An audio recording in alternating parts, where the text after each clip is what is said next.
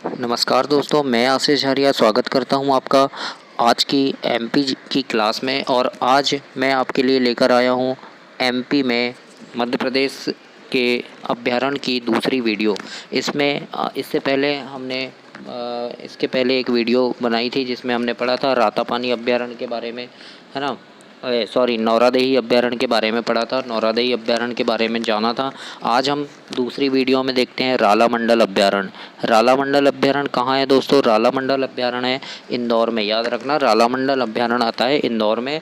और इसकी स्थापना कब हुई थी? इसकी स्थापना हुई थी 1989 में, है ना, 1989 में। कौन सा अभ्यारण्य? रालामंडल अभ्यारण्य।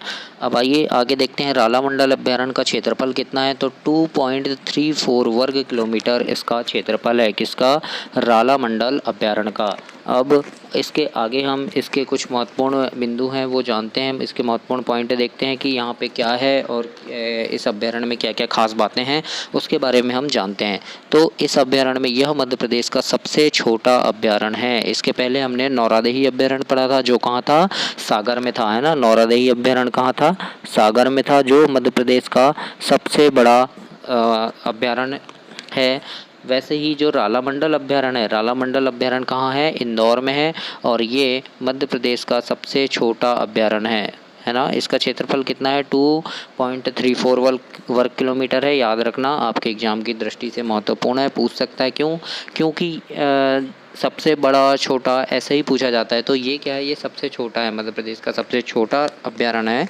और ये कहाँ स्थित है? इंदौर में है। इसकी स्थापना हुई थी 1989 में। और ये मध्य प्रदेश का सबसे छोटा अभ्यारण्य है। इस अभ्यारण्य में 2017 में देश का, दूसरा पॉइंट है इसमें कि इस अभ्यारण्य में 2017 में देश का पहला लोमड़ी संरक्षण केंद्र खोला गया। बहुत इंपॉर्टेंट प्रश्न है ये कि देश का पहला लोमड़ी संरक्षण केंद्र कहाँ खोला गया? मध्य प्रदेश में खोला गया। और मध्य प्रदेश के किस अभ्यारण्य में खोला गया? तो रालामंडल अभ्यारण्य में खोला गया, है ना। याद रखना इस बात को। तीसरा पॉइंट है इसमें कि इस अभ्यारण्य में प्रदेश का दूसरा तितली पार्क खोला गया। क्या खोला गया? दूसरा तितली पार्क खोला गया, है ना। प्रदेश का दूसरा तितली पार्क कहाँ खोला गया? रालामंडल अभ्यारण्य में खोला गया। याद रखना, बहुत इंपॉर्टेंट प्रश्न है कि प्रदेश का दूसरा तितली पार्क कहाँ खोला गया है। तो ये खोला गया है रालामंडल अभ्यारण्य में, है ना दोस्तों। याद रखना। अच्छा, दूसरा तितली पार्क रालामंडल अभ्यारण्य में खोला गया, तो पहला कहाँ खोला गया है? पहला खोला गया है रातापानी अभ्यारण्य में। ठीक है, पहला कहाँ खोला गया है? रातापानी अभ्यारण्य में। अभी पढ़ेंगे हम इसके आगे। तो याद रखना, इस अभ्यारण्य में क्या है? 2017 में। कब? 2017 में देश का पहला लोमड़ी संरक्षण केंद्र खोला गया। और इस अभ्यारण्य में, किसमें? रालामंडल अभ्यारण्य में प्रदेश का दूसरा तितली पार्क खोला गया है ना। और वर्ष 2017-18 में बेम्बू सेटम नामक बांस प्रोडक्शन प्रोजेक्ट स्थापित किया गया। कहाँ पे? रालामंडल अभ्यारण्य में। याद रखना इस बात को। क्या किया गया? बेम्बू सेटम नामक बांस प्रोडक्शन प्रोजेक्ट स्थापित किया गया है। इसके बाद हम देखते हैं तीसरा रातापानी अभ्यारण्य। रातापानी अभ्यारण्य कहाँ पर है? रातापानी अभ्यारण्य है रायसेन में। रायसेन, ठीक है, रायसेन। याद रखना, एमपी में रायसेन जिला में कहाँ क्या आता है? रातापानी अभ्यारण्य आता है। और रायसेन के अब्दुल्लागंज में है ये। कहाँ पर है? अब्दुल्लागंज में। इसकी स्थापना कब हुई? 1976 में हुई। स्थापना याद रखना, 1976 में इसकी स्थापना हुई है। किसकी? रातापानी अभ्यारण्य की। और इसका जो क्षेत्रफल है 906 वर्ग किलोमीटर है। रातापानी अभ्यारण्य का क्षेत्रफल कितना है? 906 वर्ग किलोमीटर है। याद रखना, रातापानी अभ्यारण्य कहाँ है? रायसेन में है। रायसेन के अब्दुल्लागंज में आता है। अब्दुल्लागंज एक तहसील है, वहाँ पड़ता है। और इसकी स्थापना 1976 में हुई। और ये 906 वर्ग किलोमीटर इसका एरिया है, क्षेत्रफल है। ठीक है, दूसरा पॉइंट देखते हैं। इसमें महत्वपूर्ण पॉइंट है, यह मध्य प्रदेश का एकमात्र अभ्यारण्य है जो 2010 में प्रोजेक्ट टाइगर में शामिल किया गया। मध्य प्रदेश का एकमात्र अभ्यारण्य जिसे 2010 में प्रोजेक्ट टाइगर में शामिल किया गया, कौन सा है? तो रातापानी अभ्यारण्य है, जिसे 2010 में, कब? 2010 में प्रोजेक्ट टाइगर में शामिल किया गया है। याद रखना इस बात को। तीसरा प्रश्न है इसमें, भीमबेटका की गुफा इसी अभ्यारण्य के अंतर्गत आती है। भीमबेटका की गुफा कहाँ है? रायसेन जिला में है। और ये किस अभ्यारण्य के अंतर्गत आती है? तो रातापानी अभ्यारण्य के अंतर्गत आती है। रातापानी में एक मछलीघर भी बनाया जाना प्रस्तावित है। अभी बना नहीं है, ये प्रस्तावित है, सिर्फ बनेगा कुछ टाइम बाद, लेकिन अभी सिर्फ प्रस्तावित हुआ है। ठीक है। इसके बाद मध्य प्रदेश का पहला तितली पार्क गोपालपुर वन क्षेत्र में खोला गया है ना। कहाँ पहला तितली पार्क कहाँ खोला गया? गोपालपुर वन क्षेत्र में खोला गया। इसके पहले हमने क्या पढ़े थे? दूसरा तितली पार्क कहाँ खोला गया? तो दूसरा कहाँ खोला गया था? राला मंडल अभ्यारण्य में खोला गया था, है ना। हमने पढ़ा था अभी, राला मंडल में दूसरा खोला गया। तो पहला कहाँ खोला गया है? पहला तितली पार्क गोपालपुर वन क्षेत्र में खोला गया, जो कहाँ आता है? रातापानी अभ्यारण्य के अंतर्गत आता है। ये मध्य प्रदेश का पहला तितली पार्क है, याद रखना इसको। पहला कहाँ खोला गया? रातापानी अभ्यारण्य में। और दूसरा कहाँ खोला गया था? दूसरा राला मंडल में खोला गया। ठीक है। मध्य प्रदेश का तीसरा तितली पार्क, अब बात आती है मध्य प्रदेश का तीसरा तितली पार्क जो है मांडू में बनेगा, जिसका नाम क्या होगा? जमुना देवी तितली पार्क के नाम से जाना जाएगा। इस बात को याद रखना कि मध्य प्रदेश का तीसरा तितली पार्क किस नाम से जाना जाएगा? जमुना देवी तितली पार्क के नाम से जाना जाएगा। ठीक है। और भारत का पहला तितली पार्क जो है ये कहाँ खोला गया है? महाराष्ट्र में खोला गया है। ठीक है, याद रखना।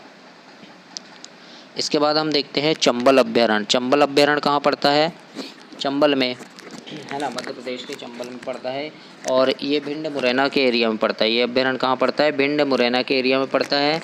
इसकी स्थापना हुई है 1978-79 में। ठीक है। 435 वर्ग किलोमीटर इसका क्षेत्रफल है। ये राजस्थान के धौलपुर तथा उत्तर प्रदेश के इटावा के अंतर्गत भी आता है ना। ये चंबल अभ्यारण्य जो है ये मध्य प्रदेश में तो है ही, इसके अलावा ये राजस्थान में भी है और इसका कुछ एरिया उत्तर प्रदेश में भी पड़ता है, कुछ एरिया राजस्थान में पड़ता है। ये 3 राज्यों में फैला हुआ है। कौन सा? चंबल अभ्यारण्य 3 राज्यों में फैला हुआ है। तो राजस्थान को भी टच करता है और उत्तर प्रदेश को भी टच करता है। ठीक है। पूछ सकता है कि राजस्थान के कौन से एरिया में? तो धौलपुर में। और उत्तर प्रदेश के इटावा के अंतर्गत भी आता है। कौन सा अभ्यारण्य? चंबल अभ्यारण्य। स्थापना हुई थी 1978-79 में। 435 वर्ग किलोमीटर इसका क्षेत्रफल है। दूसरा पॉइंट देखते हैं, चंबल नदी के कारण यह मध्य प्रदेश का सबसे बड़ा घड़ियाल अभ्यारण्य है ना। कौन सी नदी के कारण? चंबल नदी के कारण मध्य प्रदेश का सबसे बड़ा घड़ियाल अभ्यारण्य कौन सा है? चंबल अभ्यारण्य है। ठीक है। यहाँ पे चंबल नदी में घड़ियाल पाए जाते हैं, घड़ियालों का संरक्षण किया जाता है। ठीक है। इसलिए ये क्या है? चंबल नदी के कारण, चंबल नदी में है मध्य प्रदेश में, और उसी नदी में घड़ियालों का संरक्षण किया जाता है। इस वजह से ये मध्य प्रदेश का सबसे बड़ा घड़ियाल अभ्यारण्य है। क्वेश्चन आएगा मध्य प्रदेश का सबसे बड़ा घड़ियाल अभ्यारण्य कौन सा है? तो याद रखना चंबल अभ्यारण्य जो है मध्य प्रदेश का सबसे बड़ा घड़ियाल अभ्यारण्य है। दूसरा पॉइंट है, इस अभ्यारण्य में गंगा डॉल्फिन और लाल कवच वाला कछुआ का संरक्षण किया जाता है ना। किस अभ्यारण्य में? तो चंबल अभ्यारण्य में। चंबल अभ्यारण्य में किसका संरक्षण किया जाता है? तो चंबल अभ्यारण्य में गंगा डॉल्फिन और लाल कवच वाले कछुए का संरक्षण किया जाता है। गंगा डॉल्फिन और लाल कवच वाले कछुआ, है ना, इन दोनों का संरक्षण किया जाता है। कहाँ पे? चंबल अभ्यारण्य में। किसका? गंगा डॉल्फिन का और लाल कवच वाले कछुए का संरक्षण किया जाता है। दूसरी बात याद रखना, वर्ष 2017 में कछुओं को चंबल नदी में भिंड के बटोही घाट, ये बटोही घाट है, गलत लिखा गया यहाँ पे, ये बटोही घाट है, इसको सुधार कर लेना। बटोही घाट में संरक्षण दिया गया है। ठीक है। कहाँ पे? कब? 2017 में। किसको? कछुओं को चंबल नदी में भिंड के बटोही घाट में, है ना। कौन से घाट में? बटोही घाट है, इसको सुधार लेना, बटही लिखा है वहाँ पे। बटोही घाट में संरक्षण दिया गया है। कहाँ पे दिया गया है? बटोही घाट, है ना। ठीक है। तो ये था आपका, हमने तीनों अभ्यारण्य देखा। चंबल अभ्यारण्य, इसकी स्थापना हुई है 1978 में। 435 वर्ग किलोमीटर इसका क्षेत्रफल है। भिंड मुरैना में पड़ता है मध्य प्रदेश के, और राजस्थान के धौलपुर और उत्तर प्रदेश के इटावा में भी अंतर्गत आता है। ये इटावा और धौलपुर को भी टच करता है। ठीक है। ये चंबल नदी के कारण ये मध्य प्रदेश का सबसे बड़ा चंबल घड़ियाल अभ्यारण्य है ना। और यहाँ पे क्या होता है, गंगा डॉल्फिन और लाल कवच वाले कछुए का संरक्षण किया जाता है। अगर क्वेश्चन आता है गंगा डॉल्फिन का संरक्षण कहाँ किया जाता है, तो चंबल अभ्यारण्य में किया जाता है। लाल कवच वाले कछुए का संरक्षण कहाँ किया जाता है, तो चंबल अभ्यारण्य में किया जाता है। कौन सी नदी गुजरती है, तो सीधी सी बात है, नाम ही है चंबल अभ्यारण्य, तो चंबल नदी ही गुजरेगी यहाँ से। ठीक है। 2017 में कछुओं को चंबल नदी में भिंड के बटोही घाट लिखा है, ये बटोही घाट में संरक्षण दिया जा रहा है। ठीक है। तो आज हमने कौन कौन से अभ्यारण्य जाने, चंबल अभ्यारण्य जाना, रातापानी अभ्यारण्य जाना, और हमने देखा कि रालामंडल अभ्यारण्य कहाँ कहाँ है और इनके कौन कौन किस किस जीवों का संरक्षण किया जाता है, तितली पार्क कहाँ खोला गया, इन सारी बातों के बारे में जानकारी देखी। और भी अभ्यारण्य के बारे में कल पढ़ाएंगे, सारा तो नहीं कह सकता, लेकिन जितने भी इम्पोर्टेंट अभ्यारण्य है सबके बारे में मैं आपको बताऊँगा। तो वीडियो में बने रहने के लिए आपका बहुत बहुत धन्यवाद। लाइक, शेयर और सब्सक्राइब कीजिए।